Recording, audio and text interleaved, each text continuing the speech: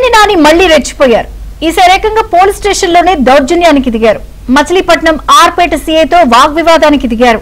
కాగా ఇష్టానుసారంగా మాట్లాడితే చట్టపరమైన చర్యలు తప్పవని కృష్ణా జిల్లా ఎస్పీ హెచ్చరించారు.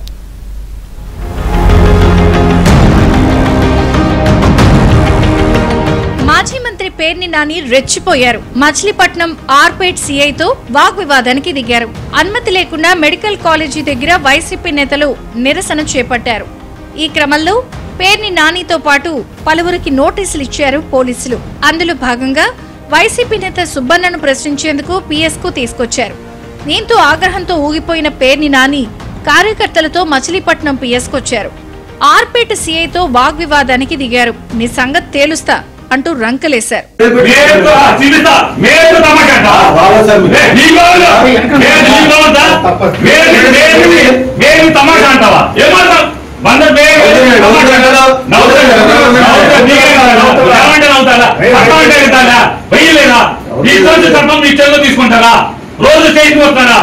పేర్ని నాని తీరుపై కృష్ణా జిల్లా ఎస్పీ విద్యాసాగర్ నాయుడు సీరియస్ అయ్యారు.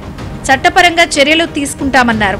సీఐ విధులకు ఆటంకం కల్పించడమే కాకుండా దురుసుగా ప్రవర్తించడం సరైన పద్ధతి కాదని హెచ్చరించారు. విధి నిర్వహణలో భాగంగా పోలీసులను గనక అగౌరవపరుస్తూ తోలనాడుతూ బెదిరించే ధోరణిలో మాట్లాడటం చేస్తే irrespective of any party or any affiliation or any person we will take very stringent action. చట్టపరంగా ఖచ్చితంగా వారి మీద చర్యలు తీసుకోబడతాయి. పోలీసుల విధులను ఆటంకం కలిగిస్తే మేము ఎట్టి పరిస్థితుల్లో ఉపేక్షించే పరిస్థితి లేదు. ఇలా చేస్తాం అలా చేస్తాం తర్వాత ఈ పరిణామం ఉంటుంది అది ఉంటుంది ఇది ఉంటుంది అని బెదిరిస్తే వాటికి భయపడే పరిస్థితుల్లో పోలీస్ డిపార్ట్మెంట్ అయితే లేదు. అయితే కొల్లు రవీంద్ర మెప్పు కోసమే పోలీసులు పనిచేస్తున్నారని పేర్ని నాని ఆరోపించారు. కొల్లు రవీంద్ర మజా కోసం, కొల్లు రవీంద్రని ఖుషిగా ఉంచడం కోసం ఇక్కడ అధికారులు పనిచేయటం. ఖచ్చితంగా ఫైట్ చేయడానికి సిద్ధంగా ఉన్నాం. న్యాయస్థానంలో వీళ్ళ మీద పోరాటం చేస్తాం. ఈ తప్పుడు కేసుల మీద, తప్పుడు అరెస్టుల మీద న్యాయస్థానంలో న్యాయం దొరుకుతుందని సంపూర్ణంగా విశ్వాసం వ్యక్తం చేస్తాం. పోలీసులపై పేర్ని నాని రెచ్చిపోవడం ఇదేం కొత్తేమీ కాదు. గతంలో మంత్రిగా ఉన్న సమయంలో కూడా ఓ డీఎస్పీపై రెచ్చిపోయారు.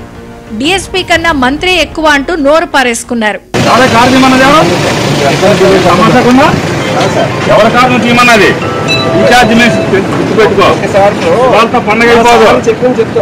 ఒకటి చెప్పేదంటే ఎస్పీ గారు డిఐజీ గారికి ఎందుకంటే